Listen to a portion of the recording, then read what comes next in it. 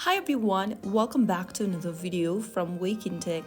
Today in this video, I'm going to show you how to add to my list in DramaWave.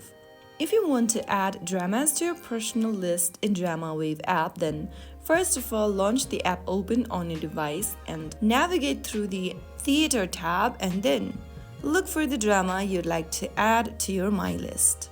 Open up the drama or the content, and once it starts playing, go to the right hand side corner and tap on this little tag kind of an icon.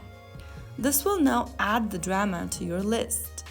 You can now go back to the home page and tap on My List, where you will be able to see the added drama.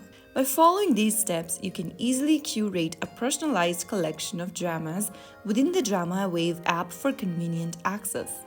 So that's how it's easily done. I hope you found the video helpful. If it was, don't forget to like, share, and subscribe to our channel for more videos like this. I'll see you in the next one. Thank you for watching.